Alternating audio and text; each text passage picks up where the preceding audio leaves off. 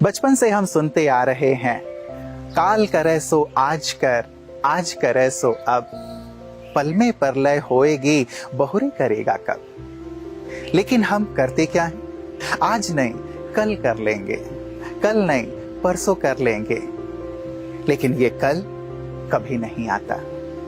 इसीलिए मातेश्वरी जी कहा करती थीं, अब नहीं तो कब नहीं। मातेश्वरी के जीवन पर आधारित सीनियर राजयोगियों के अनुभव।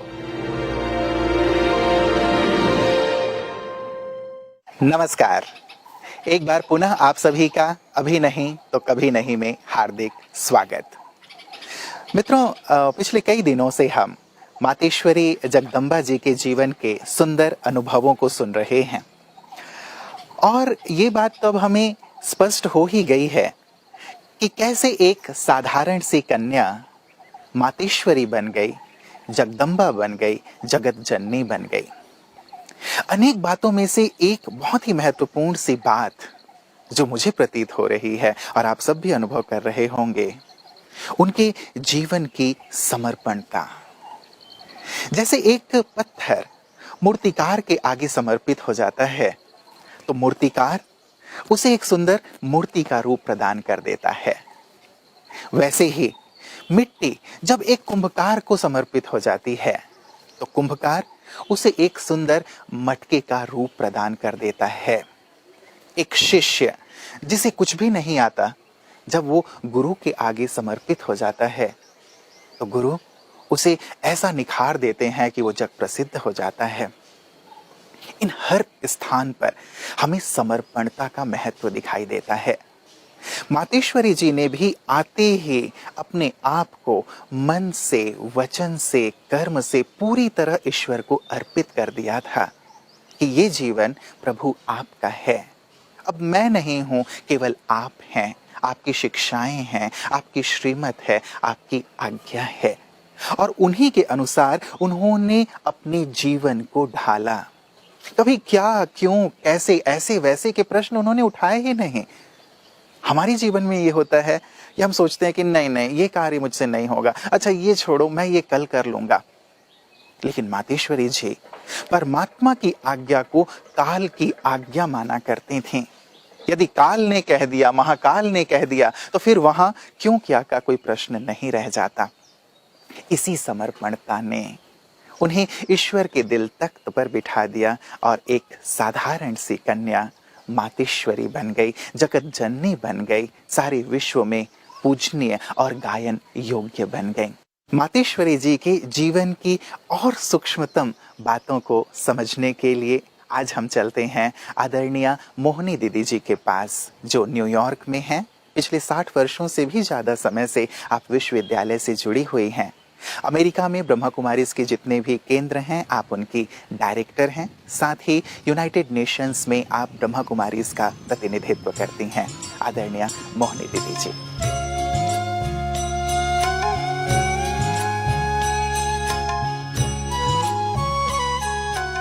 ओम शांति। हम सभी ममा की स्मृति दिवस पर, उनके आसपास के दिनों में हम सभी के मन में ममा के प्रति जो हमारी भावनाएं हैं, शिक्षाएं हैं, वो सब मन में बहुत श्रेष्ठ संकल्पों के रूप में आती हैं। बाप दादा ने हमको पढ़ाई, लेकिन ममा ने हमको शिक्षाएं दी।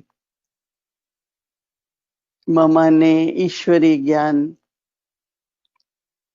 जो हमें बाबा से मिला, ईश्वरीय ज्ञान को मनन चिंतन कर, जीवन में धारण कर, दूसरों को शिक्षाओं के रूप में दी।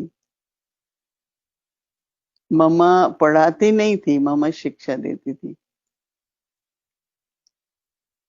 बहुत ये जानना चाहते हैं कि मम्मा कैसे मम्मा बनी। तो मम्मा जब आई थी बाबा के पास तो 16 वर्ष की थी और उनका नाम राधे था। तो सभी उनको राधे राधे कहते थे।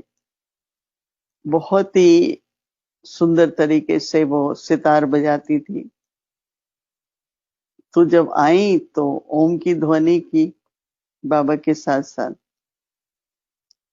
क्योंकि बाबा शुरू में ओम ध्वनि करते थे। तो ममा की ओम ध्वनि सुनते सुनते सभी एकदम मग्न हो जाते थे। सबको बहुत अच्छा लगता था। और बहुत ही ममा के बाल लंबे थे, बहुत सूरत भी बहुत सुहावनी थी। और फिर सितार बजा के और ओम ध्वनि करती थी। तो बाबा ने उनको नाम दिया ओम राधे। तो ओम राधे, तो ममा सुनती रही अपना नाम ओम राधे। और फिर अंदर में मन में ओम राधे, मैं राधे हूं।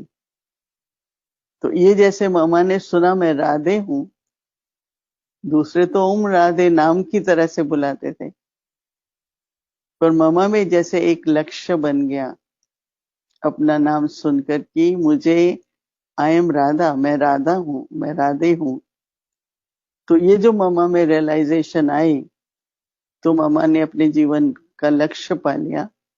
और ममा ने उसी लक्ष्य के आधार पर पुरुषार्थ करना शुरू किया। तो हमेशा ममा के मन में ये रहता था कि बाबा ने ये यज्ञ रचा है, तो मुझे इस यज्ञ की जिम्मेवारी हर प्रकार से उठानी है।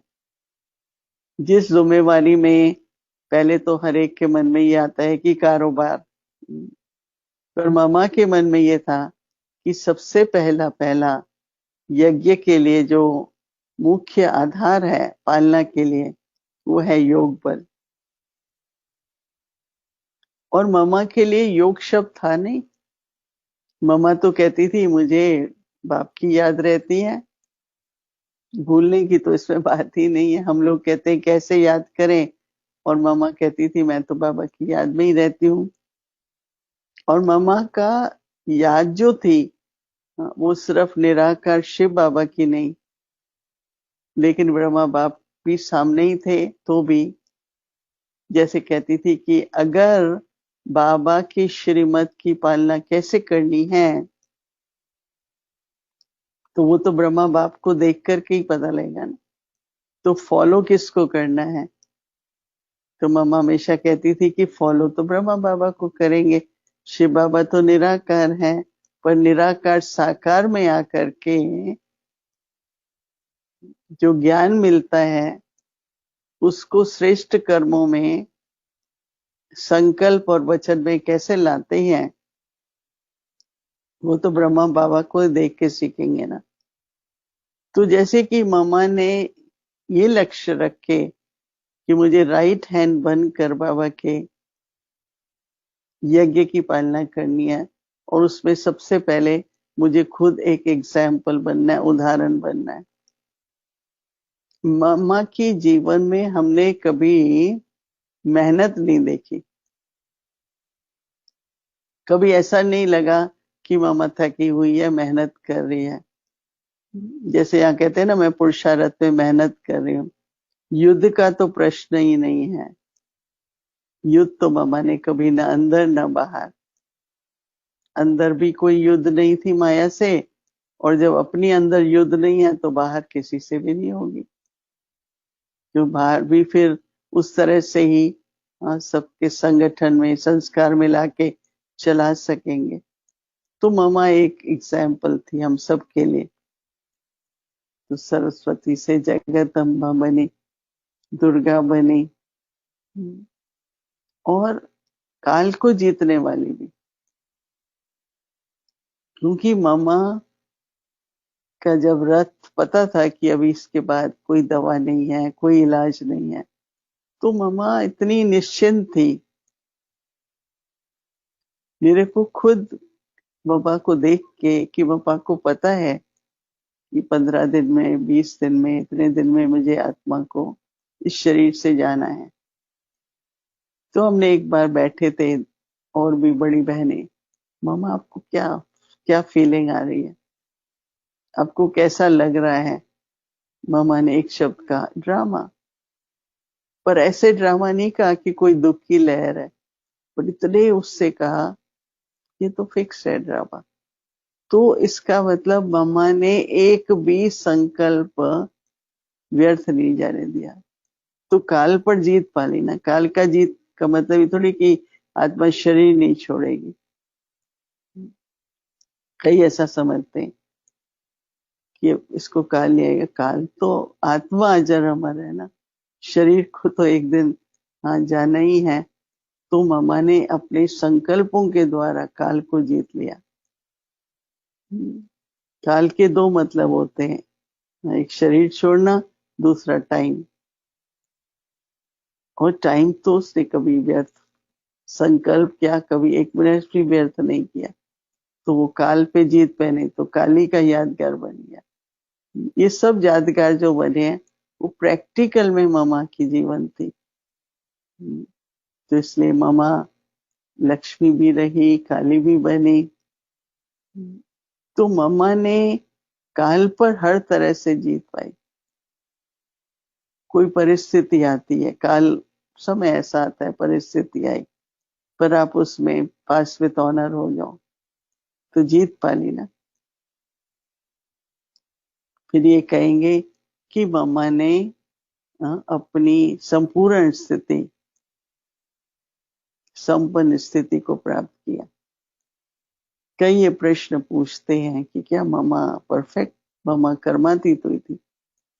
तो कई बार मेरे पास उस समय उत्तर, आज मेरे पास इसका उत्तर है कि हाँ, क्योंकि मम्मा अंत तक मुरली ऐसे सुनती थी देखने के लिए कि क्या धारणा नहीं हुई है, क्या सेवा नहीं की है मैंने। जो भी शिक्षाएं हैं, तो मम्मा जैसे आज हमें से कई बार आप लोग तैयार हो, कोई कहते हैं बस अभी थोड़ा और पुरुषार्थ, थोड़ा और टाइम दे दो, अभी ये सेवा नहीं की, अभी तो और सेवा करनी है। तो मम्मा को ये संकल्प ही नहीं है कि मेरे को तो अभी थोड़ा और पुरुषार्थ करना है, मेरे को अभी ये सेवा नहीं की बाबा की। असंतुष्ट, पूरा अगर पुरुषार्थ नहीं होता है तो संतुष्टि नहीं होती। मम्मा को 100% संतुष्टि थी। उनको एक भी संकल्प नहीं आया कि पापा मैंने ये तो सेवा की नहीं, इसलिए आज मुझे जो सेवा मिली है मैं कर लूं, खुशी से करूं, मन को लगा के करूं, तो ये संतुष्टि रहेगी। नहीं तो हमेशा ये रहेगा कि अभी तो मेरा ठीक पुरुषार्थ नहीं, मुझे तो और योग करना है। तो क्यों नहीं कर रहे हैं? आज इस घड़ी जो हमको अपनी संपूर्ण संपन्न स्थिति में रह के सब कुछ करे, तो संतुष्ट स्थिति जो थी मामा की, तो वो भी एक हम लोगों के लिए लेसन था कि देखो अभी जो समय मिला है हमको रोज का, उसमें हम अपना पुरुषार्थ इतना कंप्लीट करें, हर सेवा में हर तरह से इतने संतुष्ट रहें। उसी को संपन्न स्थिति कहेंगे, बाप समान स्थिति कहेंगे।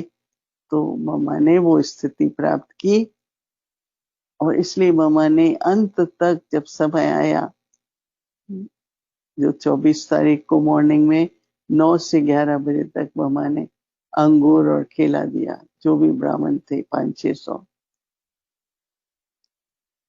शाम को 5 बजे मम्मा ने विदाई ली, लेकिन इतनी शांति से गई, मतलब कोई पीड़ा नहीं थी, कुछ नहीं था।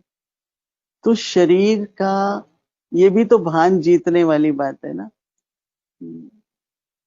तो इसलिए शरीर के भान को इतना अशरीरीपन की अवस्था को बनाया कि उनको शरीर का कष्ट भी विघ्न रूप नहीं बना। तो मम्मा की शिक्षाएं तो बहुत है विस्तार में, लेकिन फिर कभी अवसर मिलेगा तो और भी सुनाएंगे। ओम शांति। मीठी जगदम्बा माँ द्वारा मिली हुई अनमोल शिक्षाएं। ऐसा ख्याल कभी नहीं आना चाहिए कि ये सुधरेगा नहीं। भल संस्कार हर एक के अपने अपने हैं, परंतु अपनी तरफ से जितना हो सके मेहनत करनी चाहिए। सभी एक जैसे नहीं बनते, सब वैरायटी हैं। कोई तन से मददगार बनेगा, कोई मन से, कोई धन से मददगार बनेगा। हमारी एम यही रहे कि सबका कल्याण करें। काल को जीतने वाली काली माँ मातेश्वरी ने काल को जीत लिया था। किसी को पता हो कि 10 दिन 15 दिन के बाद उसे देह का त्याग करना है तो उसकी मनोस्थिति क्या होती है, वो कितना घबराया हुआ होता है, डरा हुआ होता है। लेकिन मातेश्वरी जी ने कहा ड्रामा, और सहज रूप से इसे स्वीकार कर लिया। उनके चेहरे पर कोई शिकन नहीं बल्कि मुस्कान थे। एक सीख देकर गई मातेश्वरी कि जैसे जीवन का आनंद लेते हैं वैसे ही मृत्यु को भी सहज स्वीकार करें, मुस्कुराते हुए उसका भी वरण करें। लेकिन ये तब होता है मित्रों जब जीवन में हमने वो कर लिया है जो हम करना चाहते हैं, जब हम जीवन से संतुष्ट हैं। इसीलिए आज ये जरूर सोचें कि हम जो अपने जीवन में करना चाहते हैं क्या हमने वो कर लिया है या कर रहे हैं। कहीं ऐसा ना हो कि अंत समय में पहुंच करके हमें ये ख्याल आए कि अरे जीवन में ये कर लेना था, हम ये चाहते थे और हम ये नहीं कर पाए। जब ईश्वर से जुड़ते हैं, स्वयं से जुड़ते हैं, तब वो आत्मसंतोष, तब वो खुशी प्राप्त होती है जो अंतिम समय में भी चेहरे पे मुस्कान रहती है, जैसे मम्मा के चेहरे पर थी। किसी कवि ने कहा है ना कि जब मैं इस धरा पर आया था तब मैं रो रहा था और लोग हंस रहे थे, लेकिन जब मैं इस धरा से जाऊं तो मैं हंसते हुए जाऊं और लोग प्रेम में आंसू बहाएं।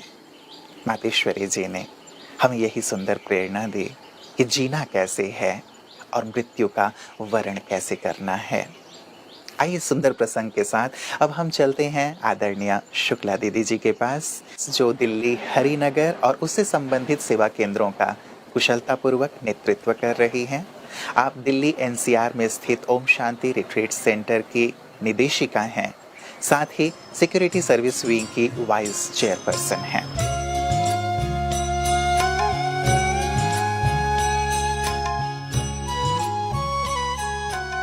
ओम शांति, ओम शांति, ओम शांति। त्याग, तपस्या और वैराग्य के मूर्त प्राण मम्मा से मेरी पहली मुलाकात अमृतसर में 1956 में हुई थी। मम्मा का जीवन एक निर्मल स्वच्छ दर्पण के समान था। मम्मा में एक ऐसी चुंबकीय शक्ति थी जो दूर दूर से आकर्षित करती थी। मम्मा में पवित्रता और शीतलता की एक अलौकिक शक्ति थी जो अपनी ओर खींचती थी।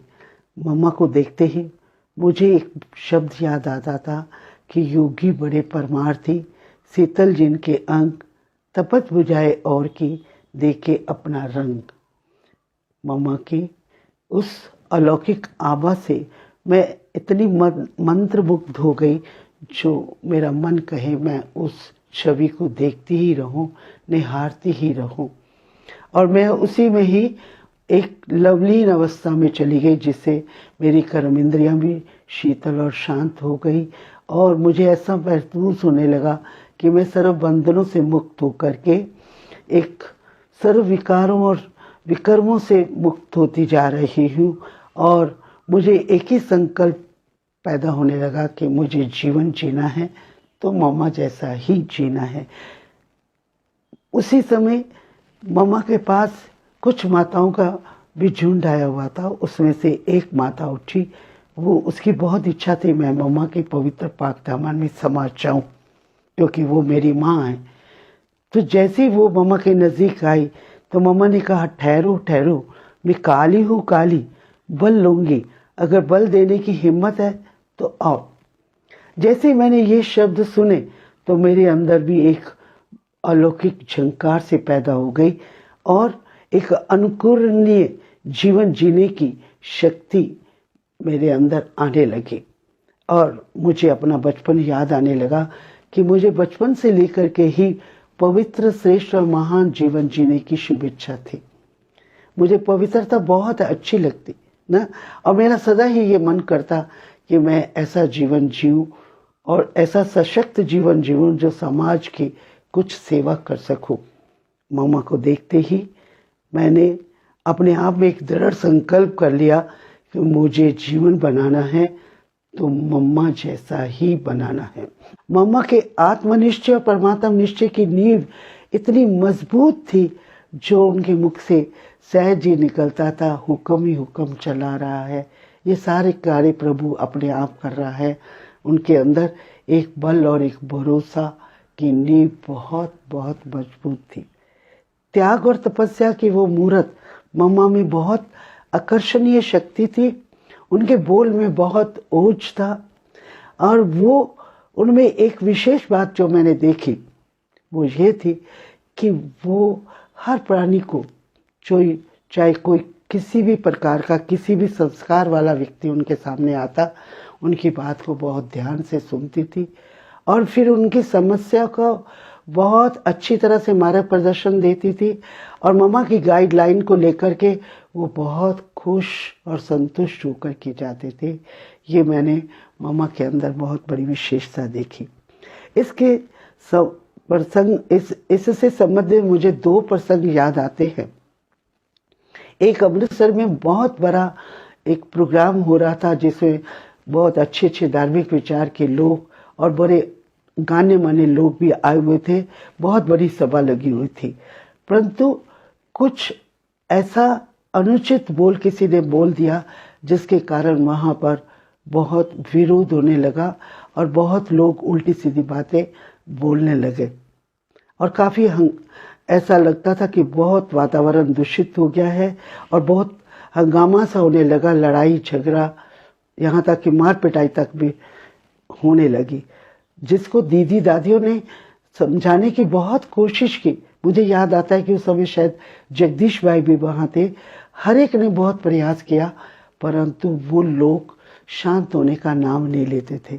उनमें से किसी एक व्यक्ति को पता चला कि यहाँ इनकी मातेश्वरी जी आई हुई है और फिर यही आवाज सबने पैदा करनी शुरू कर दी कि भाई हमें मातेश्वरी जी से मिलाया जाए। परंतु दादियां मामा से मिलने के लिए उनको अनुमति नहीं दे रही थी, क्योंकि उनको लगता था ये मामा के सामने भी जाकर कुछ ऐसा बोलेंगे। परंतु क्या हुआ कि वो जाने का नाम ही नहीं ले रहे थे और जिद लगा के बैठ गए कि हमें मामा से मिलना ही है।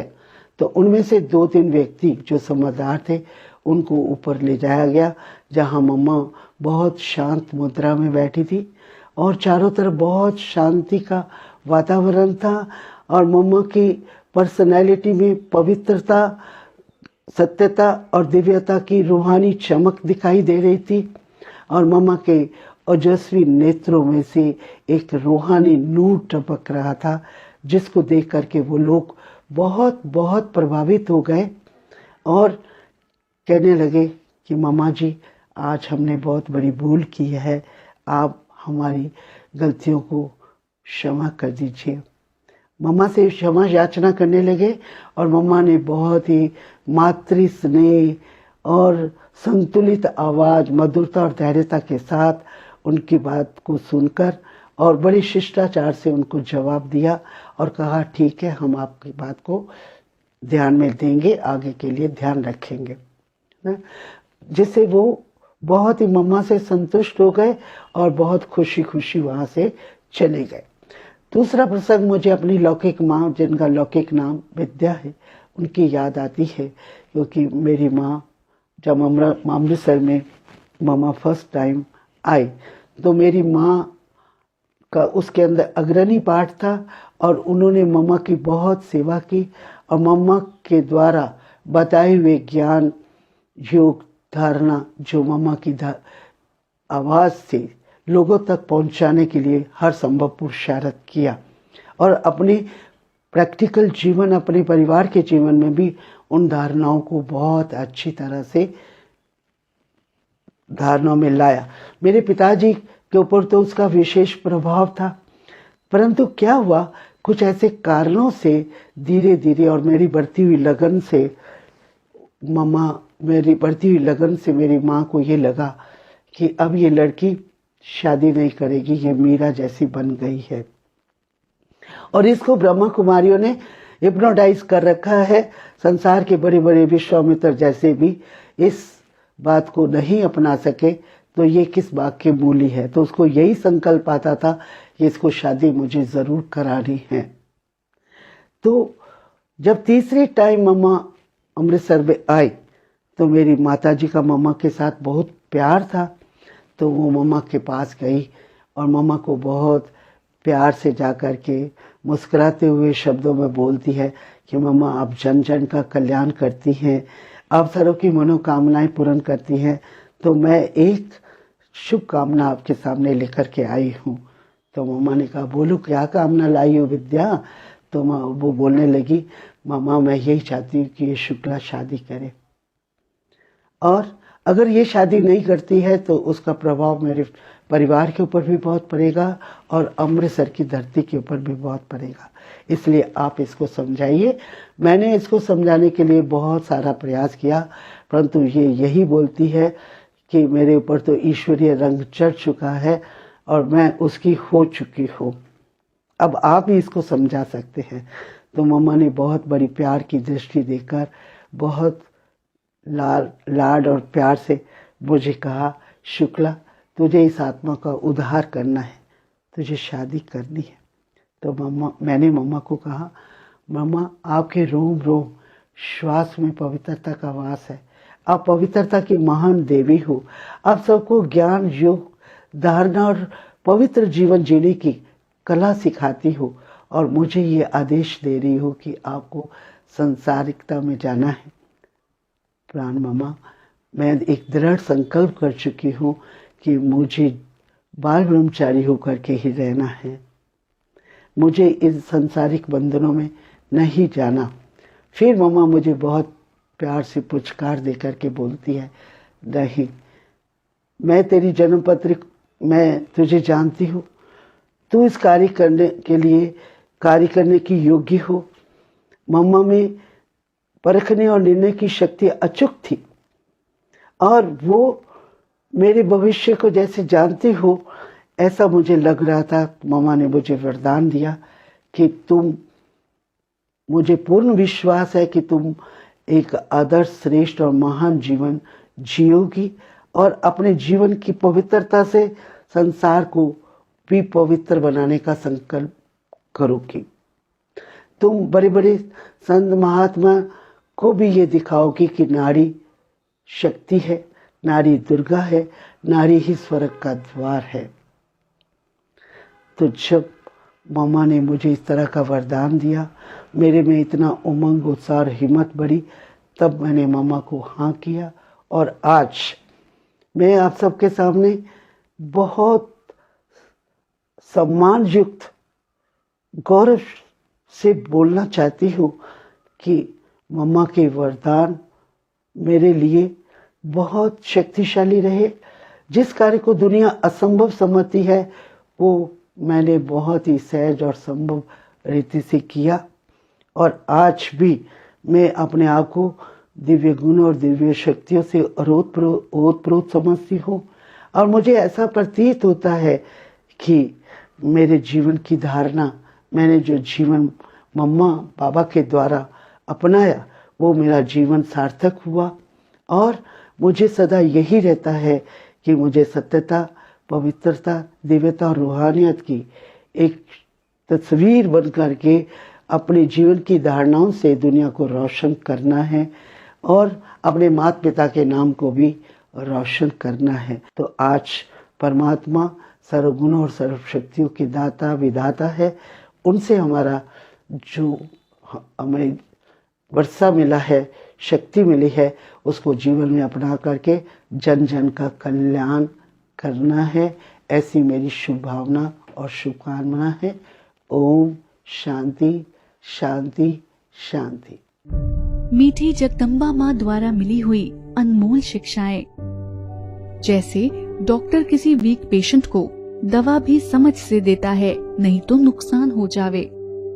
यहाँ भी हर बात में बुद्धि चाहिए, हर चीज का अंदाज होना चाहिए। जिसका अटेंशन मुरली में नहीं होगा तो समझो कि इसकी वृद्धि नहीं हो सकती। उसने जड़ को नहीं पकड़ा है, फाउंडेशन नहीं तो इमारत कैसे बनेगी। हजारों लोगों से हम प्रतिदिन मिलते हैं, जीवन की यात्रा में जब से हमने शुरुआत की है, तब से देखें कितने सारे लोग अब तक हमसे मिल चुके हैं। लेकिन कितने ऐसे लोग हैं जिनसे मिलकर हमें ऐसा लगता है कि हमें भी अपना जीवन इनके समान बनाना है। आदरणीय शुक्ला दीदी जी को, मम्मा को देखते ही ऐसा लगा कि बस अपना जीवन मुझे भी मम्मा के समान बनाना है। समझ सकते हैं कि उनमें कितनी कशिश रही होगी, कितनी दिव्यता से वो भरपूर रही होंगी, और जीवन सचमुच कैसे सारे संसार के लिए रहा होगा, कल्पना भी नहीं कर सकते हम भी अपने जीवन को ऐसा ही सुंदर और श्रेष्ठ बनाएं, ताकि जिससे भी हम मिलें उन्हें भी कोई ना कोई प्रेरणा हम प्रदान करें, जैसे मातेश्वरी जी को देख करके लोगों को प्रेरणा प्राप्त हुआ करते थे। वो कहते हैं ना कि रुके तो चांद जैसी है, चले तो हवाओं जैसी है, मेरी माँ ही है जो धूप में भी छाँव जैसी है। मेरे जीवन से भी लोगों को धूप में छाए का अनुभव हो, तकलीफ में सुकून का अनुभव हो, तो सचमुच जीवन कितना सुंदर हो जाएगा। माँ की पालना लेने वाले सचमुच कितने महान रहे होंगे, सौभाग्यशाली रहे होंगे। ऐसी एक सौभाग्यशाली आत्मा है आदरणीय शशि दीदी जी, जो कि हेडक्वार्टर्स में पिछले 40 वर्षों से अपनी सेवाएं दे रही हैं। यहाँ की जाने वाली जो सेवाएं हैं, उन सभी सेवाओं में आपकी अहम भूमिका रहती है। आप स्पोर्ट्स विंग की नेशनल कोऑर्डिनेटर हैं, आदरणीय शशि दीदी।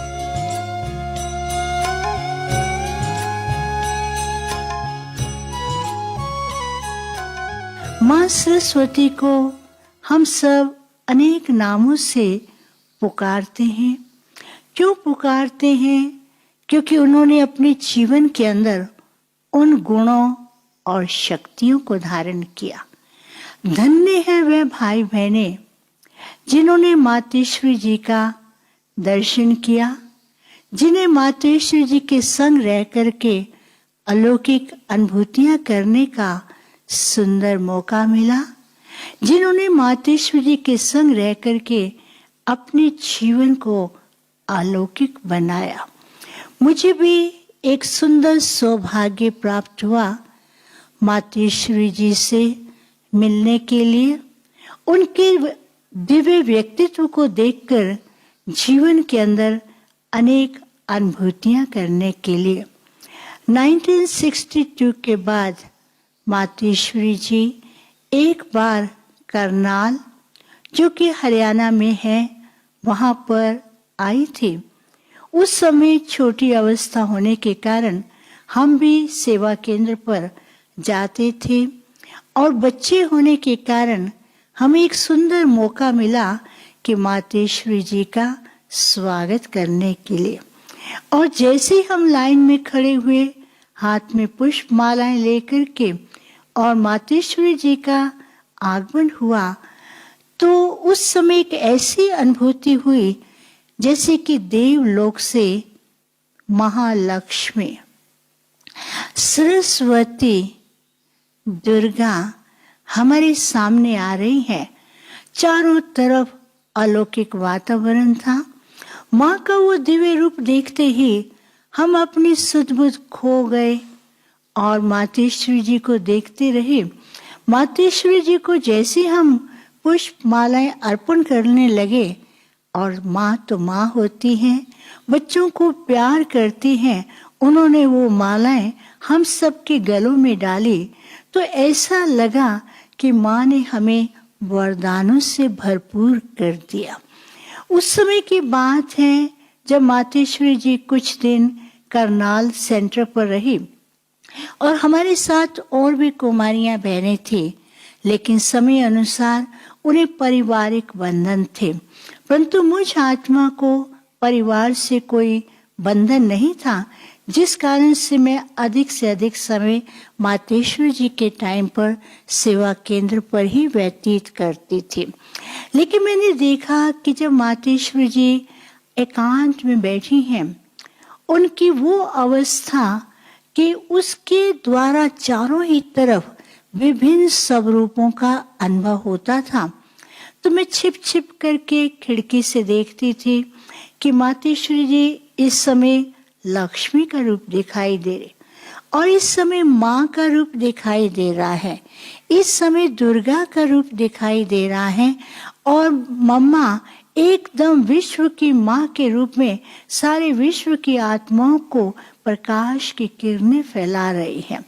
तो एक दिन मातेश्वरी जी ने मुझे देखा और मुझे अपने पास कमरे में बुलाया। जैसे ही मैं कमरे में गई तो मुझे लगा कि मैं किसी लाइट में खो गई हूँ और कोई देवता या देवी मेरे सिर के ऊपर स्पर्श कर रहा है और उसके द्वारा बहुत सुंदर अनुभूति हो रही है। तो मैं देखा कि मातेश्वरी जी का वरदानी हाथ मेरे सिर के ऊपर था और उस वरदानी हाथ से लाइट निकलते हुए चारों ओर कई प्रकार के अनुभव होने लगे। तो ये था मातेश्वरी जी के साथ रहने का, चाहे वो थोड़ा समय था, लेकिन जितने भी दिन मातेश्वरी जी वहाँ रही वह अनुभव एक न्यारा और प्यारा। तो एक दिन मातेश्वरी जी ने बुला कर के कहा कि बच्ची तुम क्या करोगे। हमें तो वही समझ थी कि दुनिया में रहते हुए, इस समाज में रहते हुए, अलौकिक जीवन व्यतीत करते हुए सबको बाबा का संदेश देना है। तो मैंने यही कहा कि हम बाबा का संदेश देंगे। मातेश्वरी जी ने उस समय कहा, संदेश देने से पहले क्या करना होगा। मैंने कहा बस ज्ञान को धारण करना है, ज्ञान के पॉइंट्स को याद करना है। तो मातेश्वरी जी ने कहा ज्ञान याद करके सुनाना, लेकिन उसकी गहराई में जाना, उसके स्वरूप में जाना बहुत अंतर होता है। तो उन्होंने उसी समय यही कहा कि बाबा जो सिखाते हैं उसे अपने जीवन के अंदर धारण करो, अनुभव करो और अपने जीवन के अंदर उस श्रीमत की पॉइंट का स्वरूप बनो। जैसे आप उस पॉइंट का स्वरूप बनेंगे, आपका जीवन स्वतः ही औरों को ज्ञान देगा और बाबा के नजदीक लाएगा। तो मातेश्वरी जी ने एक बहुत अच्छी बात कही कि देखो नारी जाति को क्या कार्य करना है। तुम नारी तो क्या कुमारी हो। कुमारी 100 ब्राह्मणों से उत्तम कहलाई जाती है, तो कुमारी क्या नहीं कर सकती है।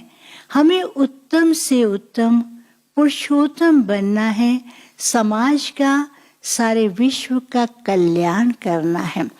तो मातेश्वरी जी ने उस समय जीवन के अंदर एक ऐसी शक्ति भर दी, लेकिन उस समय तो मालूम नहीं पड़ा, लेकिन बाद में इतने गहरे अनुभव हुए कि किस तरह से माँ अपने बच्चों की पालना करती हैं।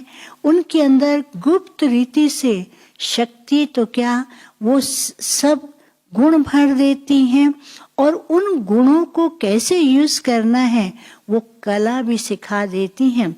वो अनुभव मातेश्वरी जी को देखते ही, उनके संग आने से ही प्राप्त हुआ।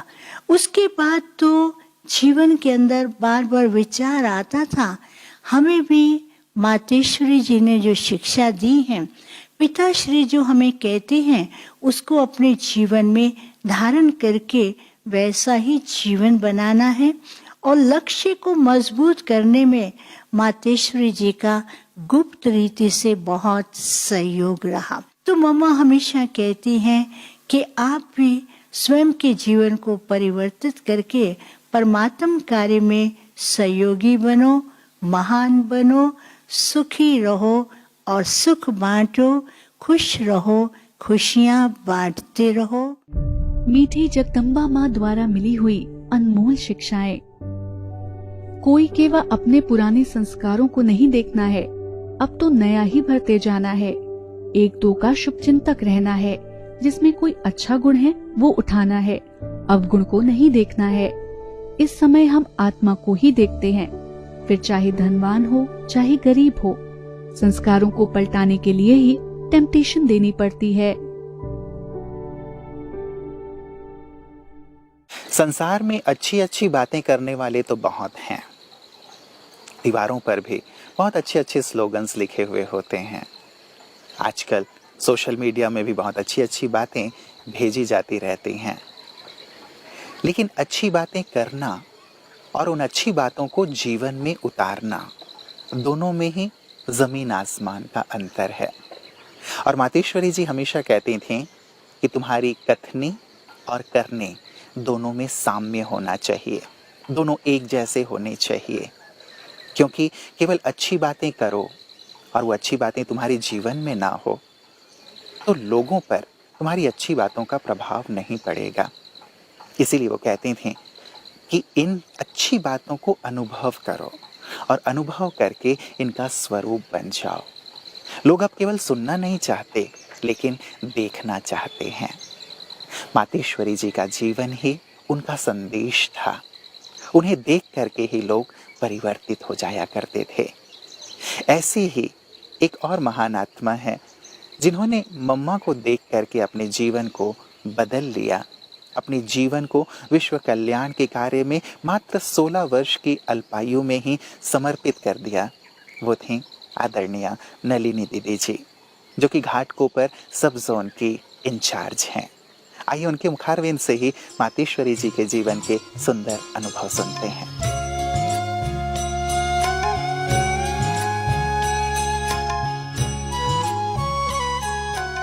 तो मैं ज्ञान में इतनी रुचि नहीं रखती थी, तो मैंने पहले ही लौकिक माँ को बता दिया था कि मैं मम्मा को मिलने तो जरूर चलूंगी, लेकिन मुझे आपकी बहनें कोई भी ज्ञान न सुनाए। मैं ज्ञान को सुनने से बहुत बोर होती थी। गुजराती में हम कहते ना, कोई ज्ञान આપણને સંભળાવે તો મને બહુ કંટાળો આવે। આ સત્સંગની વાતો આ બુદ્ધિમાં કઈ બેસતી નહોતી। तो मैंने मम्मा के पास जाने से पहले ये शर्त रखी। तो माँ ने कहा ठीक है, तुमको कोई नहीं सुनाएगा, तुम चलो तो सही मम्मा के पास, जो इतनी पवित्र बहनों को आज चला रही है, संस्था को चला रही है, तो कम से कम उसको मिलो। तो मैं गई, बहुत रुचि से मिलने गई। तो मैं गई तो शायद बहनों को बता दिया होगा, तो बहनें मुझे सीधा मम्मा के रूम में ही लेके गई। मैं बैठी मम्मा के पास, तो मम्मा ने मेरे को कहा कि पहले तो औपचारिक बातें हो गई, फिर उसके बाद मम्मा ने मुझे पूछा कि तेरे जीवन का लक्ष्य क्या है।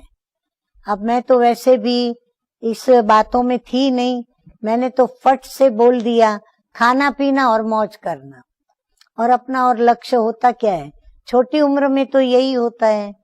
तो मम्मा हंसने लगी। ओह, मम्मा का वो हंसना मैं आपको क्या बताऊं, इतना मीठा मधुर वो हंसने की आवाज आज भी मेरे कानों में गूंजती है। मम्मा ने कहा बस इतना ही। फिर मम्मा ने मुझे समझाया, एक घोंसला था, चिड़िया बैठी थी, 2 उसके बच्चे अंदर थे, चिड़िया आई कुछ चोंच में दाना लेकर के अपने बच्चों को खिलाया। मम्मा ने कहा देख रही हो, मैंने कहा जी। तो बोला क्या कर रही है ये चिड़िया, मैंने कहा मम्मा अपने बच्चों को खिला रही है। तो बोला अगर मनुष्य उच्च प्राणी होकर अगर ये चिड़िया जैसा ही जीवन व्यतीत किया कि बड़े हुए, पढ़ाई की, इंजीनियर डॉक्टर बन गए, शादी की, बच्चे पैदा किए, फिर उनको खिलाया, फिर उनके बच्चे हुए, अगर यही किया तो उसमें और मनुष्य प्राणी में क्या अंतर। पता नहीं कैसे मुझे ये बात दिल से लग गई कि वाकई इस तुच्छ पक्षी से हमारी जीवन तो बहुत ऊंची होनी चाहिए। और मैं मम्मा की एक्चुअली तो मैं सच कहूं ना तो ज्ञान से भी ज्यादा है ना, मैं मम्मा के रूप पर बहुत फिदा हो गई। मम्मा की वो नूरानी आंखें, वो चमकता हुआ मस्तक, वो मम्मा के खुले बाल, अरे बाप रे, एकदम वाइट ड्रेस में मम्मा क्या दिखती थी। आज मुझे समझ में आ रहा है, अरे वो मेरी प्यारी माँ तो मेरे सामने, जिनके नवरात्रि में हम इतना दिल से जो माँ माँ कह के गरबे गाते हैं, डोंका डांडिया रास खेलते हैं, मेरे सामने साक्षात वो जगतअंबा थी, साक्षात वो सरस्वती माँ थी, साक्षात वो मेरी बहुचरा थी।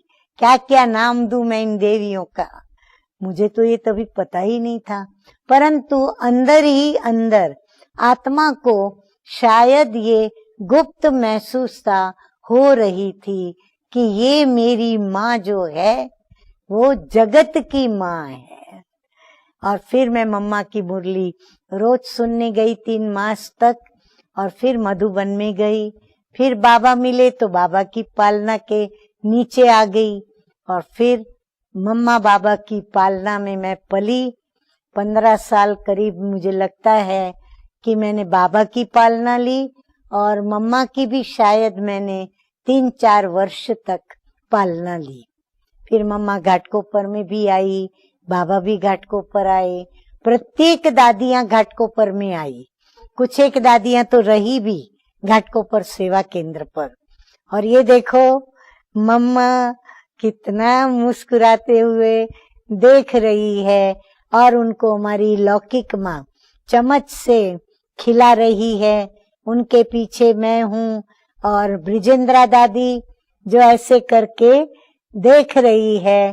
तो ये ब्रिजेंद्रा दादी जो कि बाबा की लौकिक में बहू थी, तो वो हम जहाँ केंद्र पर जाते थे, सायन सेवा केंद्र, जहाँ वर्तमान संतोष दीदी रहती है, महाराष्ट्र जोन इंचार्ज, तो ब्रिजेंद्रा दादी वहां रहती थी, और हम उस सेवा केंद्र पर रेगुलर जाते थे।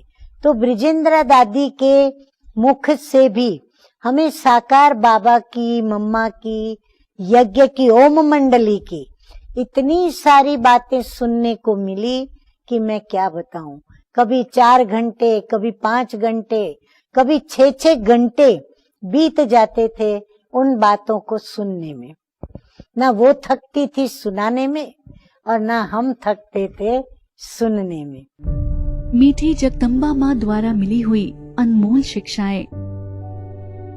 अभी बुद्धि में ये हौसला रखना है कि परमात्मा बाप, टीचर, सद्गुरु रूप से हमें पढ़ा रहे हैं। जैसे बाप बच्चे का प्रैक्टिकल रिश्ता होता है, परलौकिक बाप पारलौकिक भी है तो लौकिक भी है, क्योंकि अभी तो परलोक से इस लोक में आए हैं, अभी इस लोक में उपस्थित हैं, तो वो रिश्ता होना चाहिए।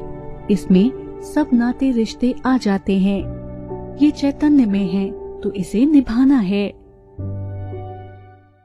कितना सुंदर जीवन का लक्ष्य मातेश्वरी जी ने रखा। मनुष्य यदि जीव जंतुओं के समान ही केवल खाए पिए सोए और उसके 2-4 बच्चे हों, तो यही कार्य जीव जंतु भी करते हैं। मनुष्य तो जीवमंडल का सर्वोच्च प्राणी है। क्या उसे ये नहीं सोचना चाहिए कि उसके जीवन का उद्देश्य क्या है, उसका इस संसार में आना क्यों हुआ है, जीवन की सार्थकता किसमें है? कितना सहज सा एग्जाम्पल देकर चिड़िया को दिखाते हुए मातेश्वरी जी ने ये बता दिया कि जीवन का लक्ष्य महान होना चाहिए, श्रेष्ठ होना चाहिए, और ये औरों के काम आना चाहिए। तभी तो मनुष्य को जीवमंडल का सर्वोच्च प्राणी कहा जाएगा। हम भी इस बात पर बहुत गहराई से विचार करें। मेरा जीवन केवल खाने पीने सोने या सीमित दायरे तक तो नहीं है। क्यों आया हूं मैं संसार में? क्या करना है मुझे? इस संसार को मैं क्या देकर के जाऊं? जीवन का रहस्य क्या है, सत्य क्या है? इन गहन बातों पर भी हम अवश्य विचार करें तो एक नया प्रकाश, एक नई ऊर्जा हमारे जीवन में आएगी और हम एक नई दिशा की ओर आगे बढ़ पाएंगे। ऐसे सुंदर चिंतन के साथ अब मैं आपको लिए चलता हूं आदरणीय वेदांती दीदी जी के पास, जो अफ्रीका में ब्रह्मा कुमारीज के जो केंद्र हैं उनकी डायरेक्टर हैं, आदरणीय वेदांती दीदी।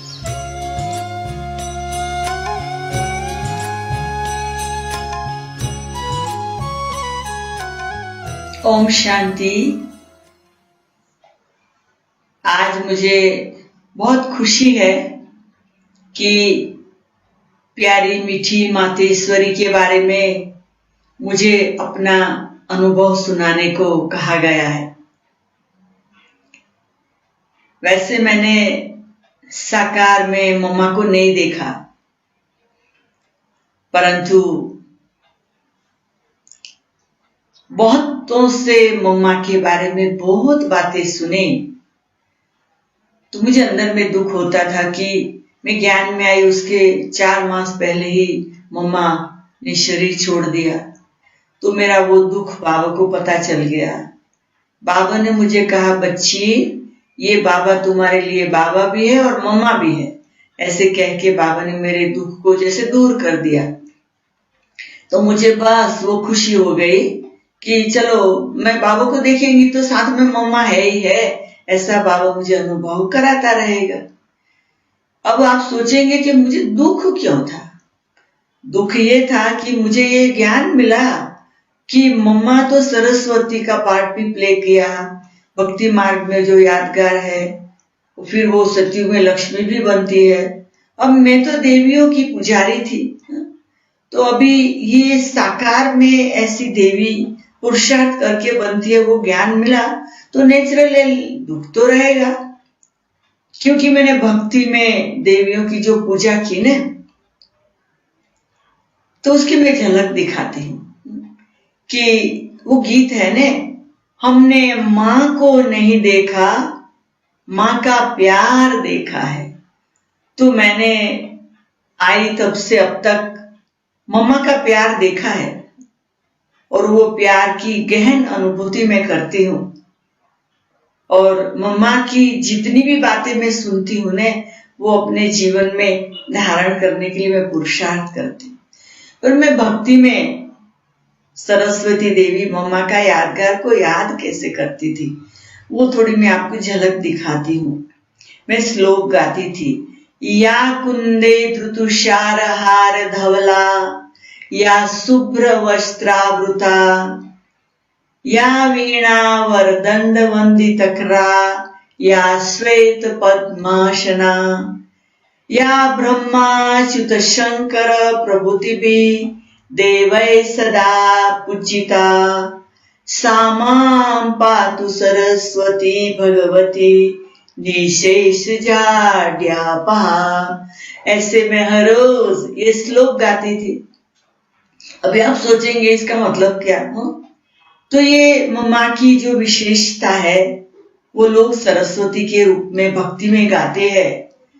तो उसका अर्थ है, जो कुंद के फूल, चंद्रमा, बर्फ और हार के समान श्वेत है, जो शुभ वस्त्र धारण करती है, जिनके हाथ उत्तम वीणा से सुशोभित है, जो श्वेत कमल आसन पर बैठती है, ब्रह्मा, विष्णु, महेश आदि देव जिनकी सदा स्तुति करते हैं और जो सब प्रकार की जड़ता को हर लेती है, वो भगवती सरस्वती मेरी पालना करे।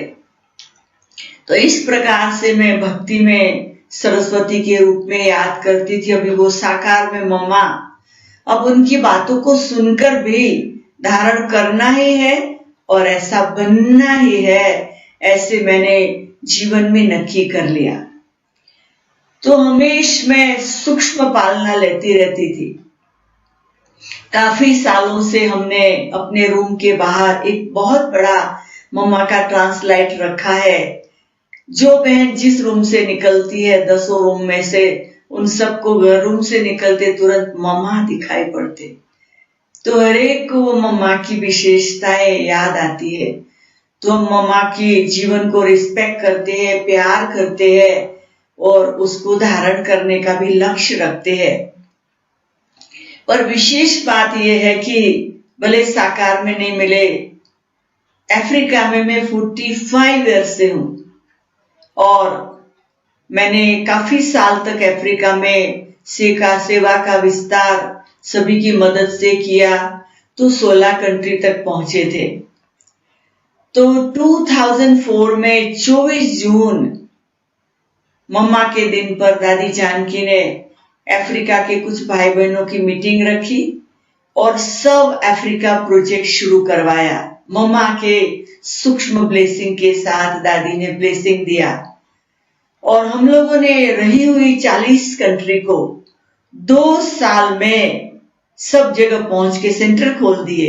ये मम्मा के ब्लेसिंग हमारे साथ रहे, तो हमको ये नाज है कि हम लोग 56 देशों तक बाबा का झंडा लहरा दिया। ये मम्मा के ब्लेसिंग, और अभी ये मम्मा का इतना सुंदर हम लोगों ने सेंटर के बीच में सजाया है, यज्ञ कुंड बनाया है और बहुत सुंदर रीति से मम्मा को रखा है। और हम लोग 9 जून से लेकर 1 जुलाई तक ऐसे वातावरण में यज्ञ कुंड बना के सारा दिन भट्ठी में बैठे रहते हैं और बहुत सुंदर सारे विश्व को परिवर्तन के वाइब्रेशन फैलाते हैं। दादी जानकी को रखा है, लक्ष्मी नारायण को रखा है, ब्रह्मा बाबा को रखा है, शिव बाबा को रखा है, कल्पट्री को रखा है, 9 देवियों को रखा है और 5 तत्वों को रखा है और बहुत वैरायटी बातों, सब विकारों को स्वाहा करने का एक एटमॉस्फेयर बनाया है। तो ऐसी मम्मा के मंथ में हम बहुत तपस्या कर रहे हैं। तो मम्मा से हमने बहुत सीखा है और मरने तक सीखते रहेंगे।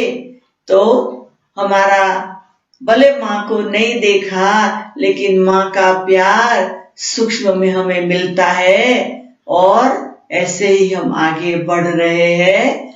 Thank you.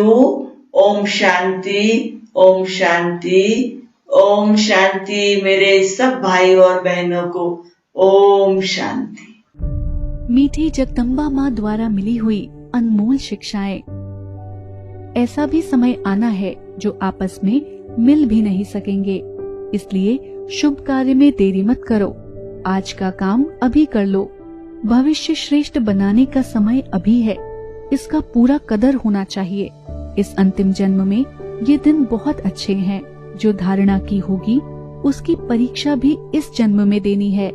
इस ही जन्म में माया के तूफान विघ्न आते हैं, इसलिए डरो मत, क्योंकि तुम जानते हो कि ये तो होना ही है।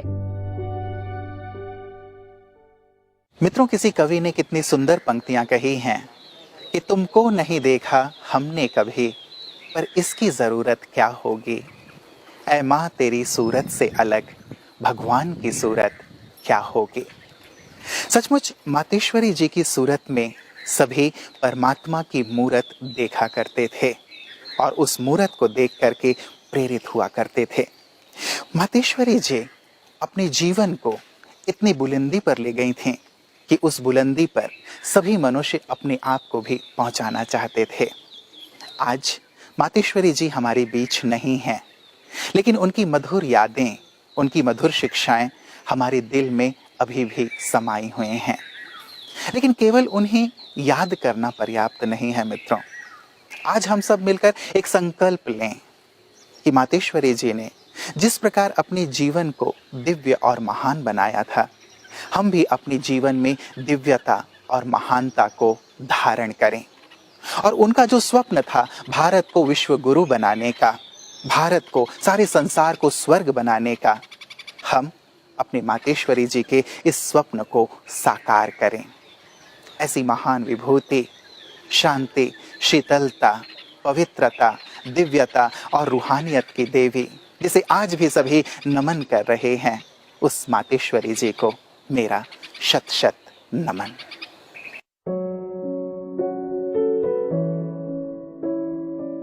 ओ माँ, सुनी थी हमने भी तेरी जीवन कहानी। ममता की थी तू मूरत, तेरा दिल था आसमानी। चंद्रबिंब सी चमक तेरे चेहरे पर, झलक रूहानी। तेरे मुख से झरते जब ज्ञान के मोती, लगती तू सरस्वती माँ जगदम्बा भवानी। माँ, सुनी थी हमने भी तेरी जीवन कहानी।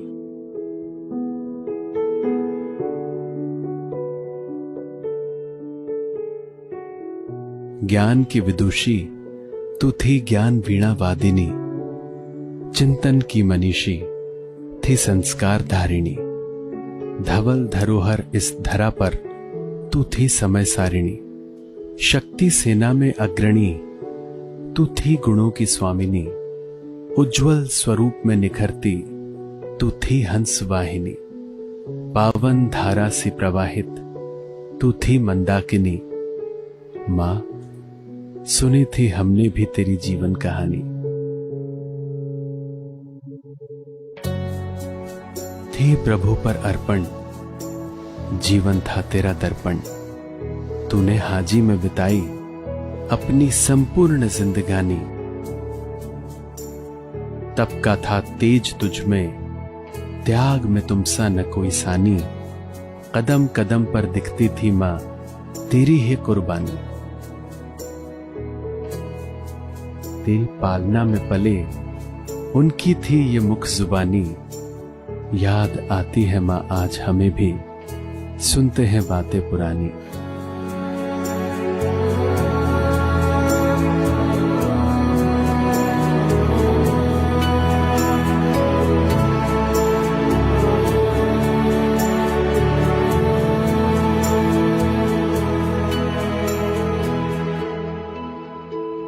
ओ मां, सुनी थी हमने भी तेरी जीवन कहानी। ममता की थी तू मूरत, तेरा दिल था आसमानी।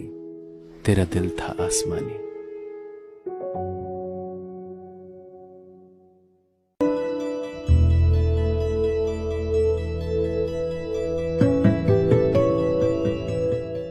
ओम शांति।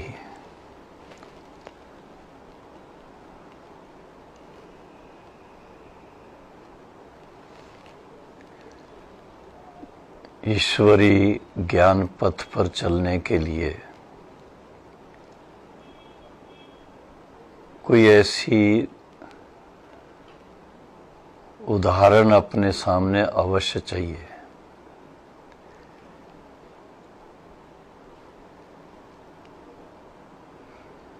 ब्रह्मा कुमारी और ब्रह्मा कुमार बहनों भाइयों के लिए यूं तो कई भाई बहनों के मिसाल हैं, लेकिन जिन भाई बहनों ने पिताश्री ब्रह्मा बाबा के द्वारा परम पिता परमात्मा शिव की डायरेक्ट आध्यात्मिक पालना प्राप्त की है, उनके हृदय पटल पर बहुत गहरी छाप ब्रह्मा बाबा के मिसाल की है। खुदा दोस्त के नाते से ब्रह्मा बाबा के द्वारा शिव बाबा ने हम सभी ब्राह्मण बच्चों को कहें, ब्रह्मा कुमार ब्रह्मा कुमारी सभी बच्चों को विशेष अपने लाड प्यार के द्वारा, अपनी मीठी मुस्कान के द्वारा, अपने ऐसे शुभ शब्दों के द्वारा, ऐसे उमंग उत्साह देने वाले शब्दों के द्वारा, वाक्यों के द्वारा इतना प्रेरित किया कि हम बच्चों ने अपने निश्चय के आधार से, कौन सा निश्चय कि एक तो ये ईश्वरी ज्ञान जो मिल रहा है, ये देने वाला स्वयं ज्ञान का सागर परम पिता परमात्मा शिव है, जिसने ब्रह्मा बाबा के द्वारा हमें ज्ञान दिया है। परम पिता परमात्मा शिव हम सब आत्माओं को इतना उच्च ज्ञान दे करके, ऊंची बातें सुना करके और ऊंचा व्यवहार सिखा करके इतनी ऊंची भावनाओं में ले गए। ये छोटी बात नहीं है। आज संसार के अंदर ऐसा कोई किसी के ऊपर इतनी दया नहीं करता, इतना अटेंशन नहीं देता जितना साकार बाबा के द्वारा, ब्रह्मा बाबा के द्वारा, शिव बाबा ने, और यूं कहें कि ब्रह्मा बाबा ने स्वयं भी अपने लाइफ लॉन्ग एक्सपीरियंस के आधार से बहुत बातें हम लोगों को सिखाई। सिर्फ सिखाने की बात नहीं, लेकिन प्रैक्टिकल में हम सब बच्चों को इतना प्यार दिया, इतना प्यार दिया, इतना प्यार दिया कि उनके प्यार में हम सारे संसार को यूं कहें कि उसके अंदर जो बुराइयां हैं उसको दूर करने में बाबा के राइट हैंड बन गए।